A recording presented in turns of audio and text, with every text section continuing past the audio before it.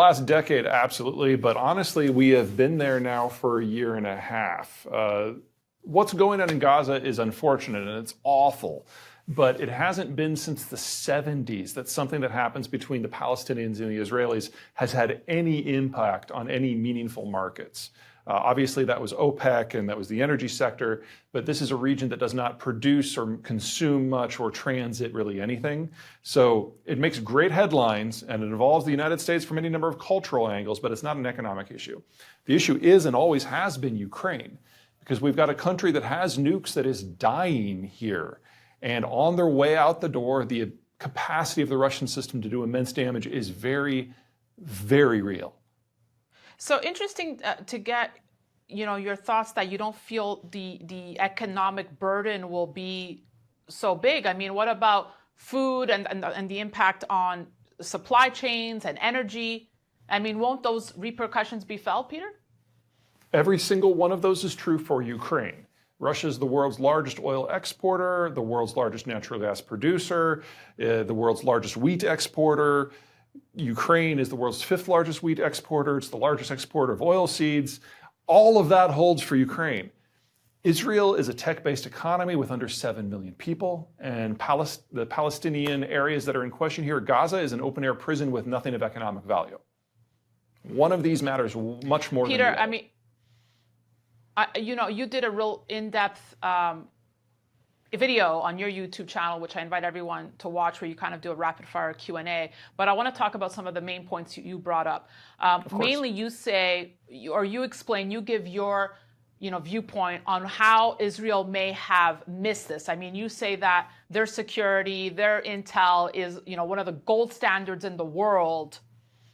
So if you could share a little bit with our audience of how they missed this. Well, we're talking about guesswork here because the postmortem hasn't yet been done, but this clearly should not have happened. Every cell phone, every text message that is sent in the Palestinian territories goes through Israeli cell towers. Their power grid is provided with fuel that is provided by the Israelis, same with their food distribution system. And the Israelis really only have 2 security concerns. Number 1 is Iran, and the number 2 is Gaza, and they border Gaza. So every focus that the Israelis should have been on this little speck of territory, and they missed everything. We're talking about hundreds of fighters who coordinated efforts down to the tactical level from a half a dozen approaches, and yet somehow none of this information percolated up. Now, we can make guesses. We can talk about the general incompetence of the current government. That's a reasonable discussion to have. We can talk about how the Prime Minister, Benjamin Netanyahu, has spent the last 10 years fighting the culture war rather than dealing with actual security issues. But at this point, all we know is that they failed utterly, and that means any military operation that has started in the last week is starting with next to no intelligence to guide it. And that suggests that the next few weeks are going to be pretty brutal, no matter how anything else goes down. You talk about the potential of a toppling of the Israeli government. Yeah, I think that's kind of a foregone conclusion at this point. The Netanyahu government is not supported by the normal left versus right versus center coalitions that have dominated Israeli governments for the last 60 years. Instead, it's entirely focused on the religious right, people with very little experience in the real world, much less in government, much less in security. They were able to get the votes because there's a different sort of political economy in the Israeli system compared to most of the other Western nations, where you're going to have a lot more from business. You basically have a large chunk of the population who studies the Torah and as a result hasn't really had any sort of real life education or expertise. And people representing those voters are the dominant bloc within the government coalition right now. And that's made it easy for someone on the outside to say, this is not the mix of things that give you a broad spectrum competent government. And I am afraid that we have seen very, very decisively where that leads. Peter, I want to get back to your point about the economic impact, the political impact. I mean, for now, but what if this extends to Iran, Saudi Arabia? I mean, the US is already involved. Egypt, Lebanon. I mean, I've had guests on here talking about World War III. No. No, no, no, no, no. Let's go through and knock these off one after the other. Egypt is an ally, and the Egyptians have actually sealed the border with Gaza for most of the time since Saturday. They loathe the Palestinians, and if you remember, Egypt used to control the West Bank between roughly 1949 and 1973. There's no love lost there. Lebanon is a borderline failed state, and even if Hezbollah were to launch an attack, Hezbollah doesn't have an army. It also doesn't have an economy. So if Lebanon were to fall off the face of the earth tomorrow, from an economic point of view, the issues would be minor. Syria is in a civil war. They're not a concern. Jordan is a satellite that lives on aid, a lot of which is funneled through Israel. So for all of the immediate neighbors, there's really no economic question there to even ask. Iran is a possibility, but the Iranians think of the Palestinians, especially of Hamas, as a disposable asset. Remember that the Iranians are ethnically Persian and religiously Shia versus Hamas, which is ethnically Arab and religiously Sunni. The Iranians see the Palestinians as, at best, apostates. And so there's not as much of a link there as you might think. And even if I'm wrong, and even if the Iranians do get involved, over the course of the last 10 years, Iran's oil exports have dropped precipitously. They only produce about 1 million barrels a day now. I'm not suggesting that if that vanished from the market, we wouldn't feel it, but that's the kind of thing that the system can get along without. The one that matters, the one you brought up, more than everything else put together by a factor of 10, is Saudi Arabia. When the Saudis had an issue with the Palestinians back in the 70s, they created what we now know today as OPEC. And there is an open question of the degree to which the Saudi royal family is going to get involved in this. But it's probably not from the angle that most people think. There's a generational split in Saudi Arabia. You've got the king's generation, King Salman, who thinks the Palestinian cause is worth fighting for. And then you've got the younger generation, Mohammed bin Salman, the crown prince, who just thinks of them as a historical aberration that should not hold down the Saudis at all. Mohammed bin Salman, who will be the next king, wants to just throw the Palestinians under the bus, and the whole idea of a peace treaty between Israel and Saudi Arabia is his idea. So we're going to find out which generation is actually holding the cards in this relationship, and that's going to be very instructive. If I was a betting man, I would say that by the end of this calendar year, the Saudis will have, in essence, declared neutrality, and the talks between Jerusalem and Riyadh will pick up again. Let's just play out, if Iran was involved in the attack, what were they looking to gain? Anything that would sabotage the talks between Saudi Arabia and Israel, the Iranians would see as a plus. Under the Trump administration, Morocco and the United Arab Emirates both basically joined the Egyptians in recognizing the existence of the state of Israel. And if the Saudis were to join that coalition, you can pretty much guarantee that all the other Arab countries in one way or another would follow suit within the next few years. And then you're talking about a very different Middle East. If you've got all the Sunni Muslims with the vast majority of the area's population and economy all on one side facing down Iran, then it doesn't really matter what the United States does, because Iran has been the odd man out, much poorer than the others, and isolated diplomatically and economically. Anything that the Iranians can do to throw a spanner into those talks was a plus. I know we're talking about a lot of hypotheticals here, but if Donald Trump returns to office, how does this change the course of anything? Well, two things. Number one, Donald Trump is going to win the nomination but lose the general. That's a whole different topic we can go into. But hypothetically, if he were to come back, you know those bang snap firecrackers you had as a kid that you just kind of throw them on the ground and makes people jump? Trump in the Middle East is basically throwing handfuls of that every 5 minutes. That doesn't mean he doesn't have an impact. It means he doesn't have an organized impact. And this area is in the process of beating to it or moving to its own drum as opposed to what the United States wants. Remember, love it or hate it, under Trump and Biden, we have withdrawn almost all of our forces from the region. And if you don't have forces in the Middle East, you can't manipulate it very well. Peter, I'm a little surprised. Okay, let's go there because you brought it up. You think he wouldn't win the election? Because what I'm hearing after what's happened in the Middle East, and it started with talk when Russia invaded Ukraine. But now it's like the victory is sealed for Trump. Well, he will definitely win the nomination. If everyone on the Republican field were to consolidate behind a single player now, I think Trump would still win, even from prison. His hold on the base is just too powerful. We've seen two things go down in the Republican Party. One that guarantees that Trump will win the nomination, one that guarantees he will lose the general. First, he has mobilized a new group of voters, the populists, based on whoever's numbers you're using, are generally accepted now to be the single largest voting bloc in the country. And they are his people, and they will show up to primaries if he asks them to. And so the nomination's in the bag. But he has driven away fiscal voters and military voters and business community and law and order voters, which means that he can't possibly win the general election. The reason that Republicans have done so well these past 45 years is they've had a coalition that hasn't fought among themselves. But what Trump has done is he's triggered infighting. And his coalition just doesn't have the numbers if that infighting is happening. This is usually a problem that the Democrats have. Usually they have more numbers but more infighting.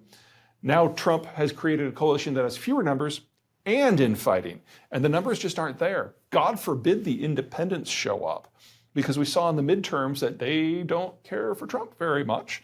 And if they did that at the midterms, you can pretty much guarantee they're going to show up at the general. So RFK for you? Well, I think the technical term is waste of skin. But in case of the general election, him running as an independent will split the batshit crazy vote, which is certainly going to help the Biden team win re-election. Okay, interesting. I wanted to bring this up with you. Let's talk a little bit about, you kind of went there, mainstream media coverage of the Middle East war, of terrorism in general. So one thing I had been thinking about, Peter, is where was talk of terrorism during COVID? Did all terrorists just take a sabbatical and say, you know what, we're going to chill out right now? So I went to Statista and looked at number of fatalities due to terrorist attacks. So the height, yes, 2018.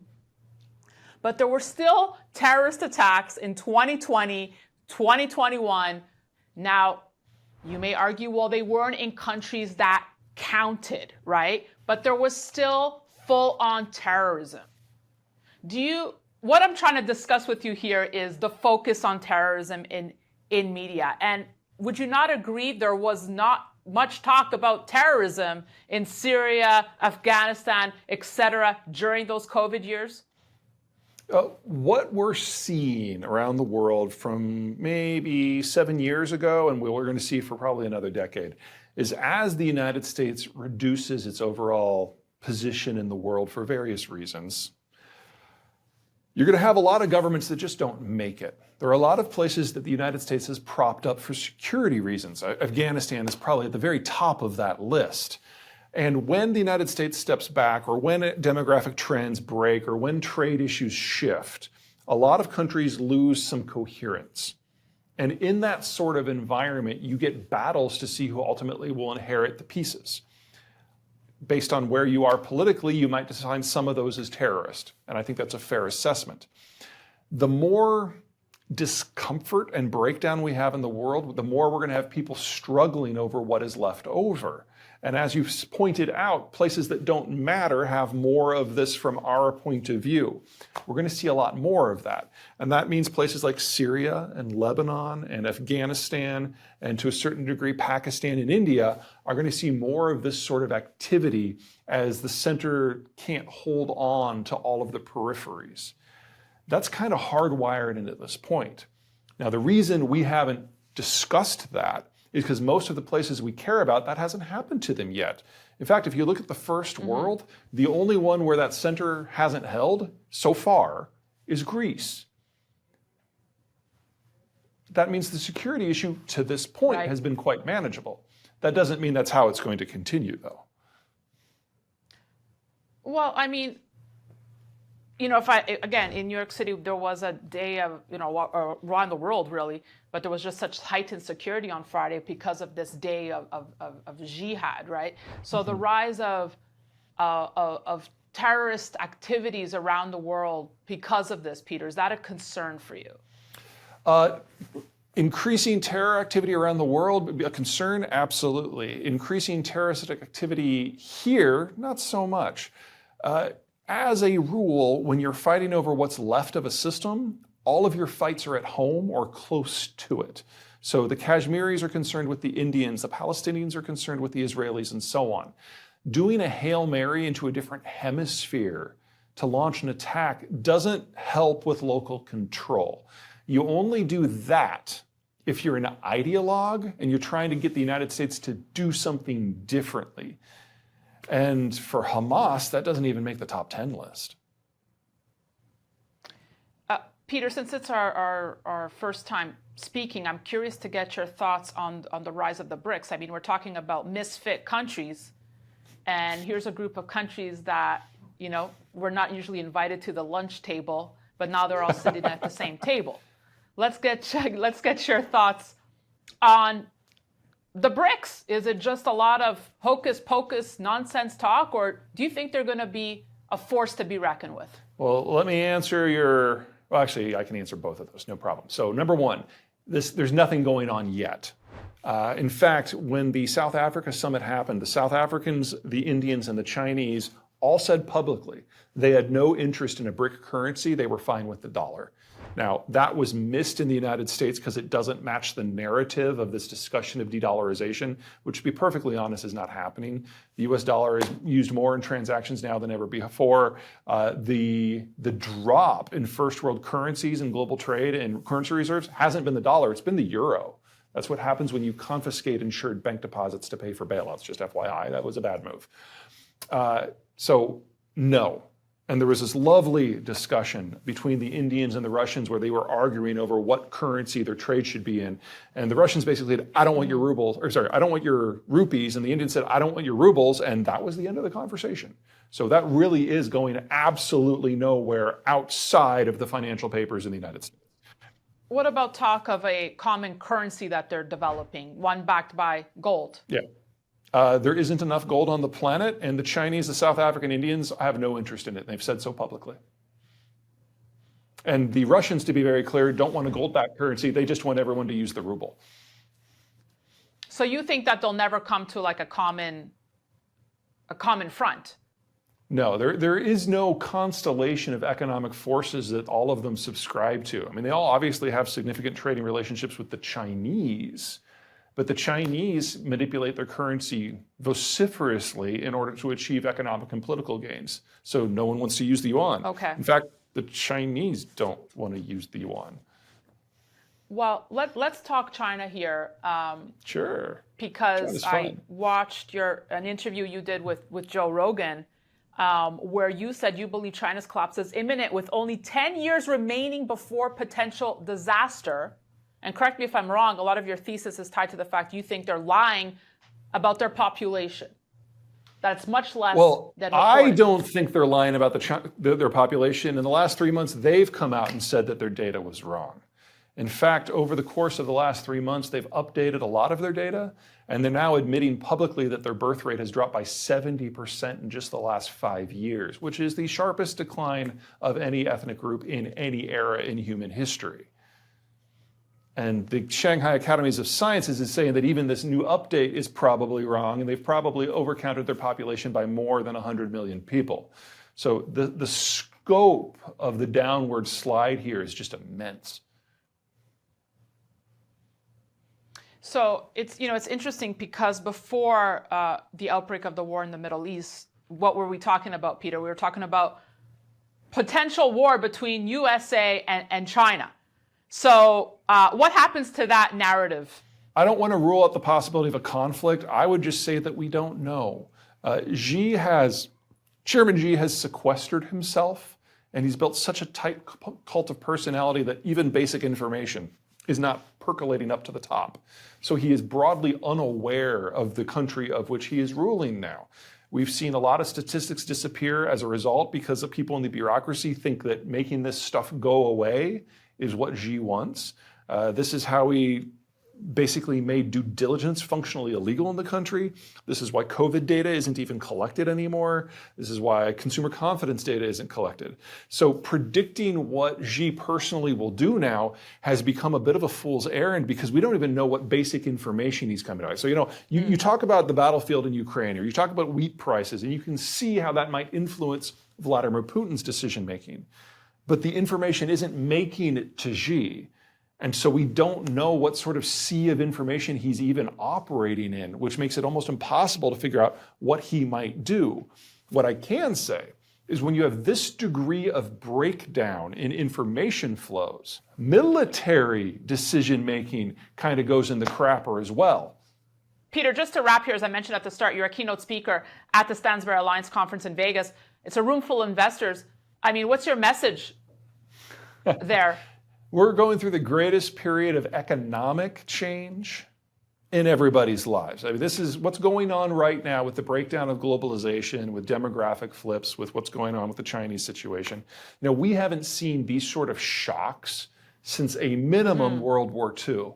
And what's different about this, and why it's probably in the end going to be much more dramatic than what we've seen, is the population structures have shifted. After 70 years of industrialization, we've had fewer and fewer and fewer kids on the world as a whole. And a lot of advanced countries, Germany, Korea, Taiwan, China, are going to have so many retirees that they can't function as modern systems because they don't have the young people for consumption or the middle-aged folks for production. This all ends this decade. And that changes financial structures. That changes how we manufacture. That changes how we consume. And we don't have a model at the moment for what it looks like on the other side of this. What I can tell you for sure is that the United States has more time than everyone else, because whatever you want to say about the baby boomers, and there's a lot we can say, they did one thing that their cohorts, their peers, and the rest of the world didn't do. They had kids. And so we've got the millennials, and they will save us all. Wow. That's putting a lot of faith in the millennials, Peter. But I guess it ties in to my opening comments about Jamie Dimon's latest, because whether you agree with him or not, I think it's still a dire warning, and it warrants a new way of thinking that investors have to wake up to. So I mean, let's just leave it with this. One takeaway: how should investors be repositioning themselves? What should they be thinking about at night? Is there anything they can do to be better prepared for these changing demographics and times? Sure. I will never tell people that they should not pay attention to security issues. They have become elevated. They will remain elevated for at least a decade. I agree with Dimon on that completely. However, these changes in population structures are draining the system of capital. We have not, in the next 5 years, we're going to have a capital system where capital is so scarce and so expensive that we have nothing in living memory to compare it to. And if you are in an environment where you have capital in that world, wow, you're going to feel really important because you are. I mean, everyone's curious, but it doesn't get to the core of what I normally do, but there's plenty of other things going on. So. Well, maybe we can touch on those, but I know I have you for a very short amount of time, so I want to dive right in. Sure. But first I want to make sure that everybody knows to follow you on social channels and subscribe to your YouTube, because you walking around anywhere, whether it's Colorado or anywhere around the world, and just pausing, and sometimes not even pausing, continuing to walk, talking about these global, geopolitical issues with such, ease might be the wrong word, but with such clarity and conviction, the same way that you write. But as you're just hiking through the tundra or something, is it's remarkable. So everybody should sign up for those and watch those whenever you drop them. Do you have a deer headgear chandelier behind you? There it is. I am in a semi-undisclosed location writing, so this is not my my house. Utah. It is. We do have one in our house as well, though. It is very well. You're in Colorado. You must see this sort of thing. Yeah. No, I haven't been in the house long enough to be able to convince myself that this is not necessary to happen, but I'm close. Maybe I'll have to send you one. But I wanted to talk to you, obviously, about what's going on in Israel, Hamas, how that ties in more globally with Hezbollah, Iran, possibly Russia, and the United States response. So, what were some of your initial thoughts when you first heard of the attacks on Saturday? Well, the single biggest deal is that this should have been detected. Hamas is the group that the Israelis are most concerned about monitoring. And in theory, they have them shot through with plenty of human intelligence gathering operations. And of course, it's right on their border. So signals intelligence should be pretty good. And the idea that you could have conservatively 500 Hamas fighters, probably closer to 1,000, cross the border in a surprise assault that from 20 different vectors using a half a dozen different transport methods, and none of it was detected before it went down. That is an intelligence failure that is just colossal. This isn't like 9/11, where it was some fringe group using a novel method of attack. These are all known factors. And for the Israelis to miss this, I mean, at a minimum, this is going to cause the downfall of the government, which a lot of people probably think is not all that bad of a thing. But it's definitely going to cause a complete top to bottom overhaul of how the Israelis do everything, just like it did the last time something like this went down 50 years ago when the Israelis reformed their intelligence systems in the aftermath of the Yom Kippur War and became the world standard. So somehow, somewhere in the last 20 years, it's all fallen apart. And it makes you wonder what else they're missing. I mean, there's some parallels to us after the Cold War, relying more on signals type intelligence, technical type intelligence, rather than human type intelligence. That, right, and there's pros and cons of each method, but the foes that the United States is primarily concerned about are in a different hemisphere. So you can understand why signals intelligence forms a stronger pillar for us.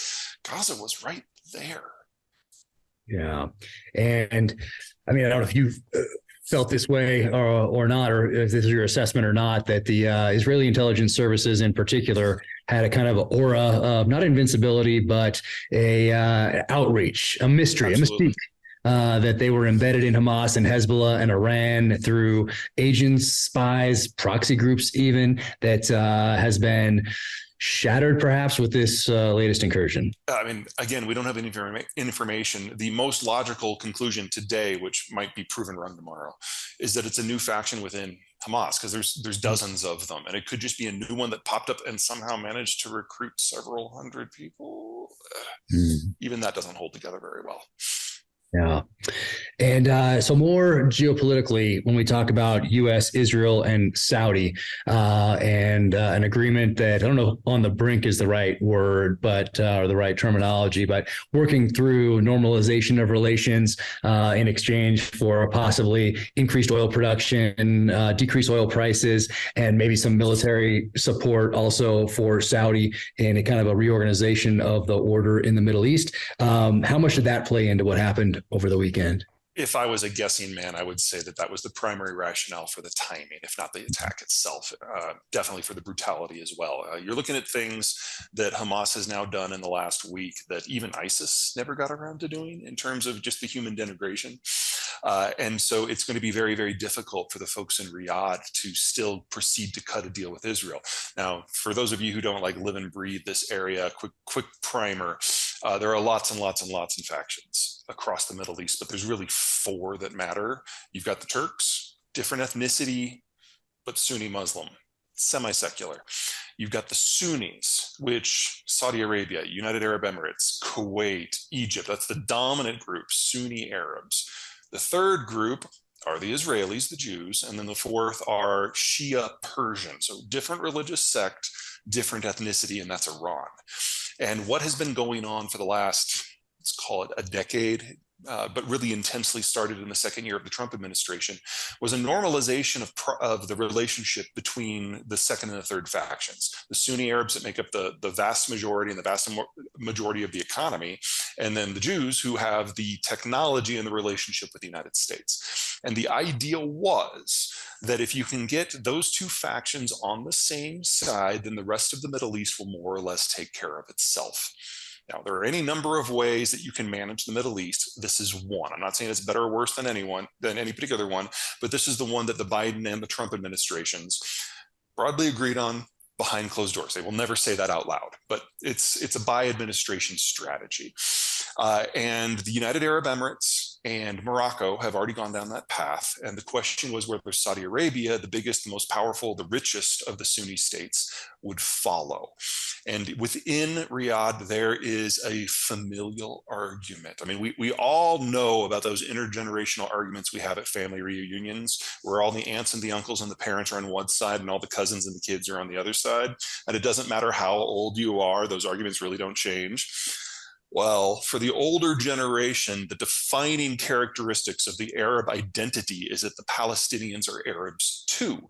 And so any sort of deal that is struck with anyone has to at least pay homage to the idea that the Palestinians should be able to control their own territory. But the next generation down, led by Mohammed bin Salman, who's a millennial, is like, yeah, whatever, that's your problem, old man. The Palestinians have never done anything for us. Gaza is an open-air prison camp. Even if we wanted to do something with it, we couldn't with all of our money. So just let it rot, and let's cut a deal with the power that matters, and that's Israel. And that will usher in a new Middle East where we lead the entire Arab world against Iran. Now, that might be a little over-optimistic, but it's not ridiculous. So what's going on in Riyadh right now is the older generation, which includes the king, and the younger generation, which includes the king apparent, are fighting about it. And we will know within a month who comes out on top based on what the Saudi position is versus Iran and Hamas. TBD.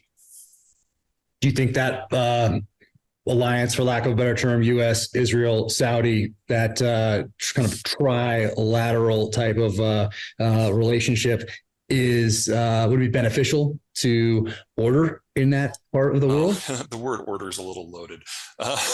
It would consolidate a certain side. And something to remember with all of this is these two countries started this without us.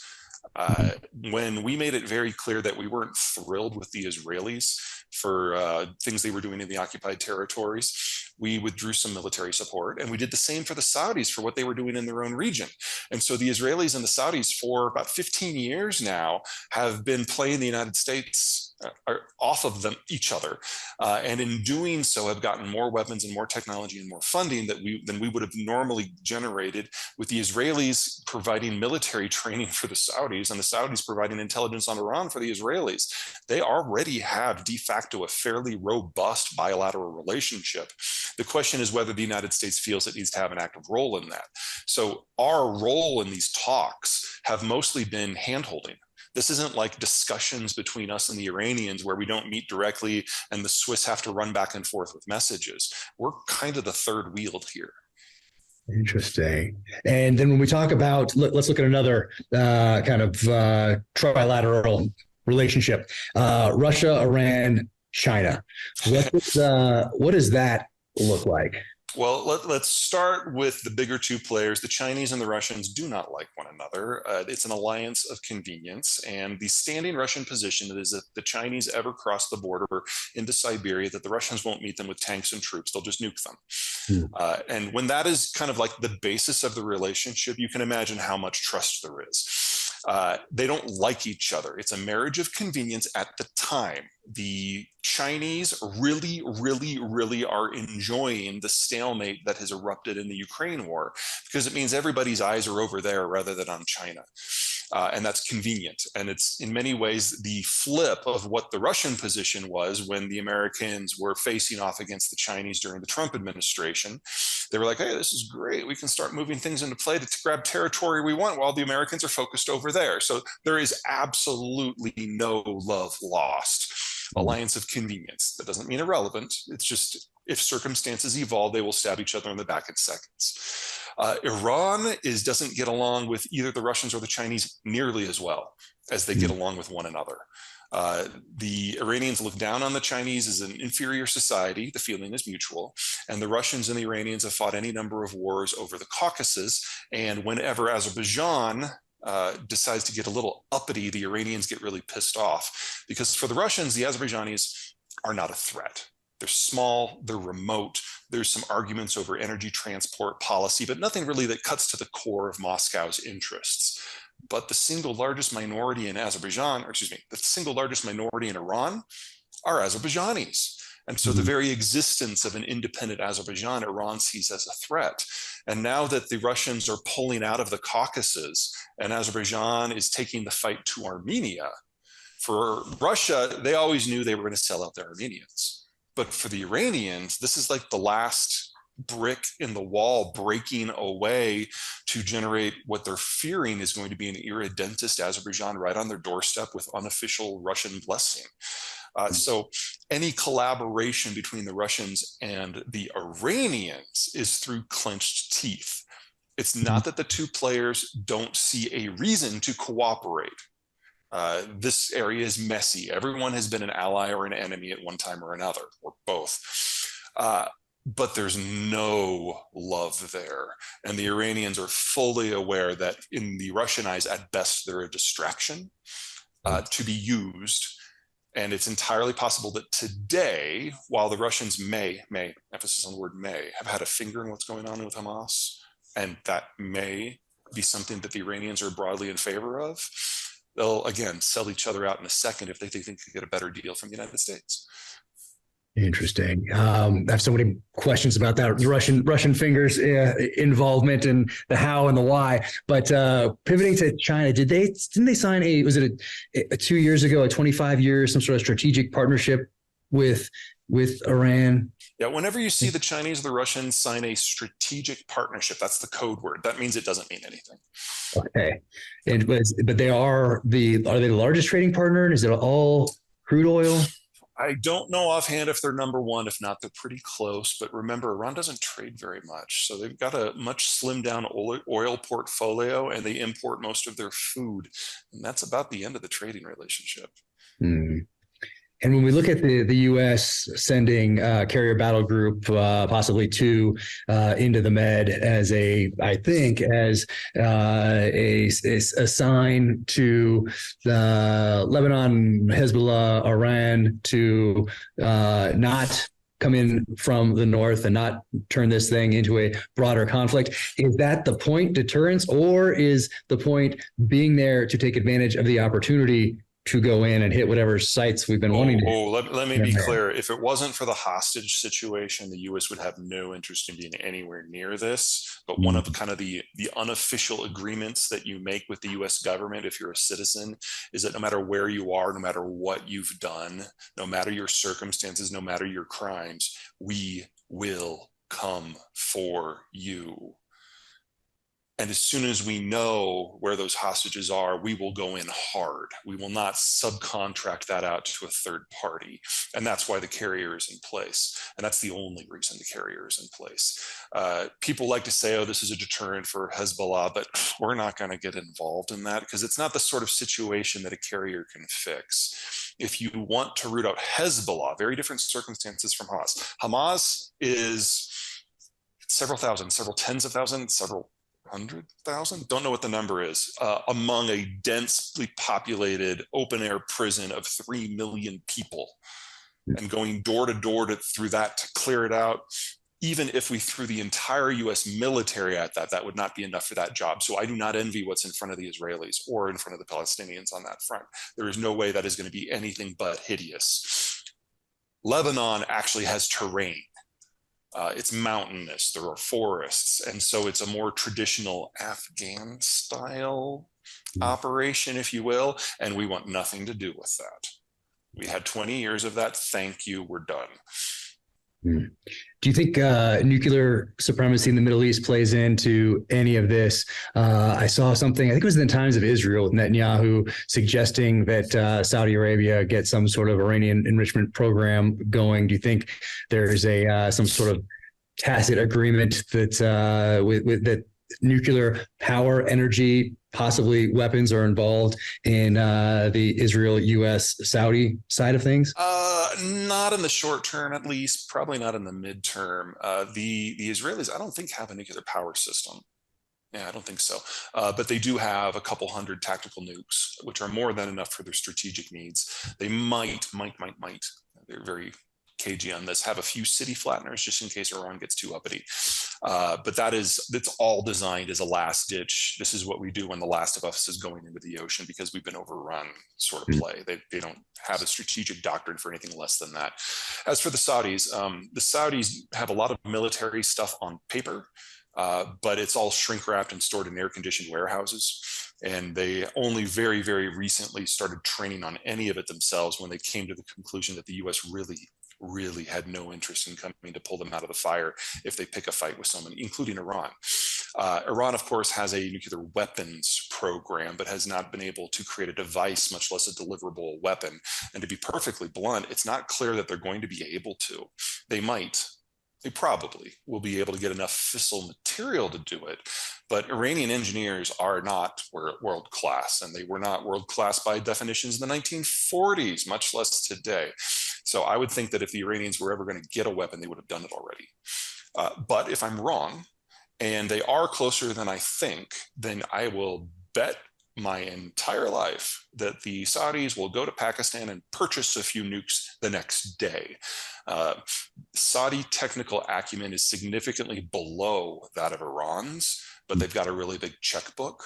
And there are some people out there who have nukes who, with the right number, would sell. And the Saudis have already set that up. So it can happen very, very quickly should they feel so pressed. But the US will have nothing to do with that. If anything, the US would do a significant amount of things to prevent it from happening, but I don't think we could stop it. Interesting. Future of Gaza. What do you see, whether it's short term, let's say 2 weeks to a month, and then 5 years out? Has the paradigm changed based on the level of violence against civilians over the last few days? Well, let's start at what it was before the assaults. This was an open air prison camp. This is an area that has no economic reason to exist. It is a prison camp. And as such, there is no meaningful trade. It's dependent upon the outside world for over 90% of their food and 100% of their energy. Those supplies either come from Israel directly as a kind of a drip feed just to keep the place quiet, or international donations, and that is the entire story. So while I don't obviously do anything but vomit when I see what has happened and what Hamas has done, you have to admit, when the best that you could hope for is to be mayor of a prison camp, that's the height of social and technological achievement in Gaza. You can understand why some people choose some darker paths. They'll never get back to where they were. Israel controls all but one sliver of the border, which is with Egypt, and that's where the tunnels are that allow the Palestinians to smuggle things in. At a minimum, the minimum response that we will see out of Israel is clearing out an area maybe a quarter of a half mile thick and compressing the prison even a little bit more to make sure that none of those tunnels can ever be used again. And these people will be completely at the mercy of whatever the Israeli political system allows. And I don't see another way out of that, because the Egyptians are the only other country in play here. They're on the wrong side of the Sinai to project power here. And even if they could project power, they're not going to do it to free Gaza, because even if the walls went away tomorrow, then it's an open air prison camp with fewer walls. There is not a future here. And now that we've seen very clearly that Hamas cannot not only patrol its own territory to prevent things like this from happening, but actually encourage things like this to happening.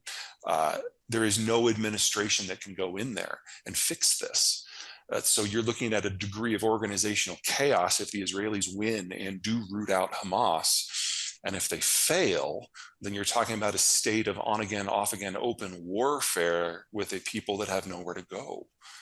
The humanitarian scale of what's about to happen is going to be horrific. Yeah. And future of Israel, when you look, Iran, when you look at Iran and their connections to Hamas, Hezbollah, what do you see in their future, whether it's short term or long term? And is it dependent on what happens here in the next couple months with Israel and Hamas and Hezbollah? Well, from our last talk, we talked a lot about China and Russia and how we're going to both outlive both of those countries. We're not going to outlive Iran. Iran's been around for a very long time. It's had good government continuity over most of the 4,000 plus years that Persia has been in existence in some form. And the ruling class isn't one person like it is in China. It's a group of 10,000 mullahs. So even the world's most aggressive assassination campaign can't wipe that out. In addition, it's mountainous. So the military challenge of ever defeating Iran in any circumstance is almost impossible. That doesn't mean it's going to be a dynamic economic power. That doesn't even mean it's destined to be a long-run oil exporter, but it does mean it's durable. No matter how this goes down, Iran will survive this just fine in the short run.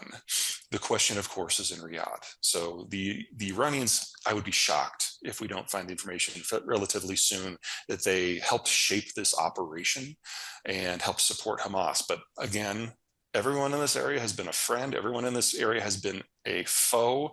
Hamas is Sunni and Arab, whereas Iran is Shia and Persian, and they think of each other as apostates. They are convenient allies for the moment, and from the Iranian point of view, entirely disposable. So if they can get someone that they think is an apostate to do some horrific things in order to break up the potential alliance between two other apostate groups, for them, there's no downside here. And even odds, they're going to get their way. But even if they don't, they have demonstrated that they have the capacity to manipulate groups 1,000 miles away in ways that no one can detect. From their point of view, there's no downside here. From their point of view, there's nothing but potential successes ahead of them, because if they really did have a role in this, then there's no reason to expect that they can't do it again with another group that maybe is even a little bit more ideologically allied, such as Hezbollah, who are Shia. Interesting.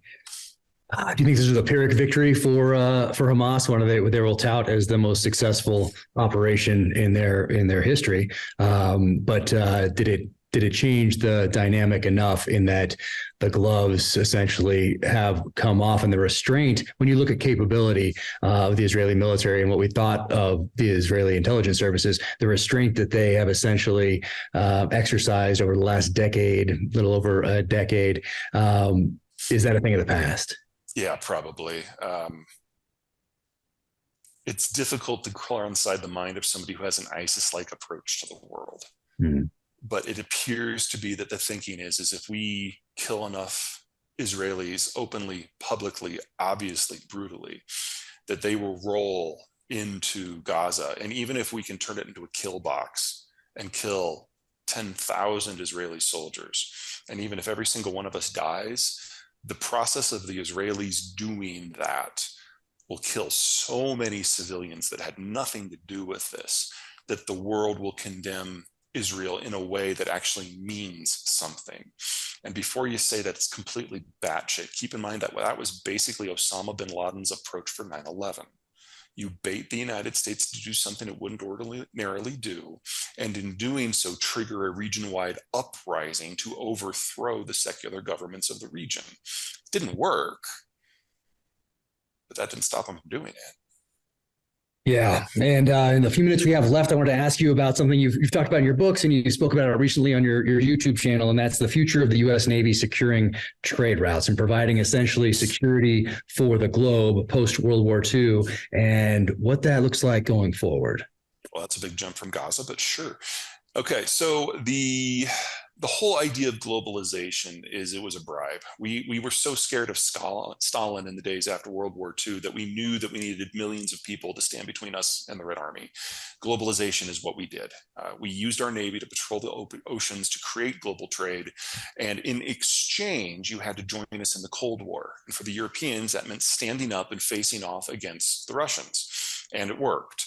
But the strategy that worked when we were the world's only Navy has steadily faded. Ever since '92, when the wall came down, we've been backing away from that security role, and we have elected a series of ever more economically nationalist presidents, culminating in Joe Biden. People forget that from an economic international point of view, that Biden and Trump are the two most similar presidents we've ever had. Just one of them knows how to use a grammar checker. We're not in the 50s anymore. The Soviets had a navy, but they were almost landlocked. Their navy split up in 4 different seas. So it wasn't until after 1992 that we saw meaningful navies rise up in third powers in a degree that could potentially challenge us, with China, of course, being at the top of the list, but Japan's no slouch. The Brits are back in the game. The French never went away. The Turks have got some interesting stuff, and the Russians are now sharing their technology with anyone who will pay for it. India has made the board as well. So to maintain that position would require a much more powerful naval patrolling capacity than we had back in the 1980s.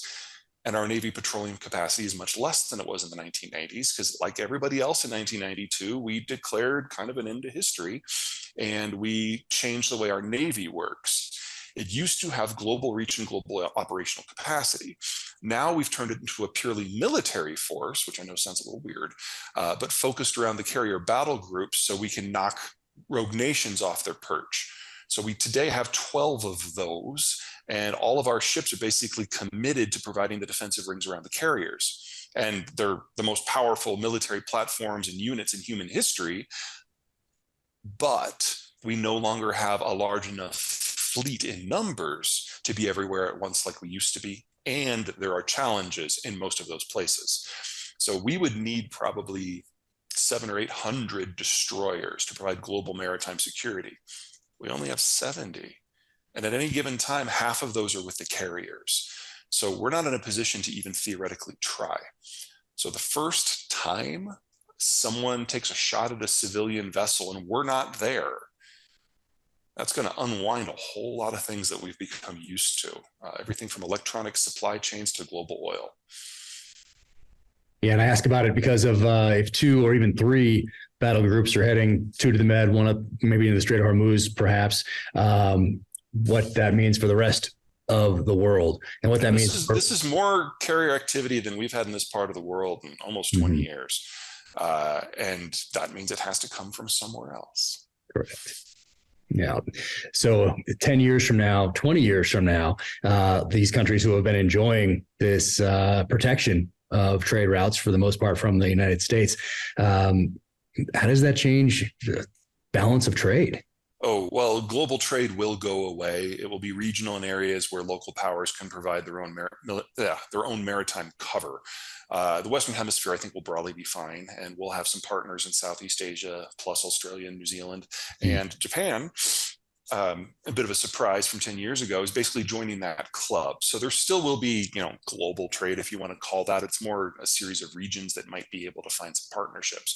But the hilarious thing is the country that has benefited the most from this globalization structure and the American security overwatch this whole time has been China.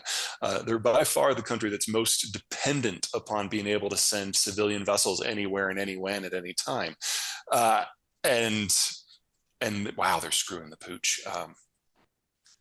There are a lot of people who talk about the Chinese playing the long game and being very well thought out. And I'm like, no, it's a cult of personality. It's one dude making policy in a room by himself, and he's doing so many stupid things. And challenging the US Navy is probably just the height of idiocy, because that is the backbone for his country's economic existence, not success, existence. They import 3/4 of their energy, and they import 3/4 of the stuff that allows them to grow their own food. And that's before you start considering the income that comes and the technology that arrives because of their play in global electronics.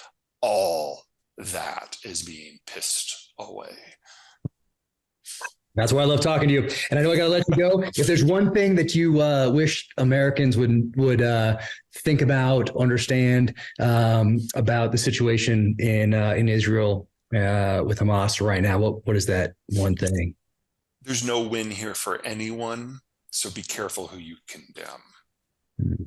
Interesting. And is there a new book on the horizon? What do I have to enjoy next? Have everybody read your book? Read them all. On that. No comment yet? I've pretty much nonstop for the last year and a half, so there hasn't been time to think about it, but I will start thinking about it next year.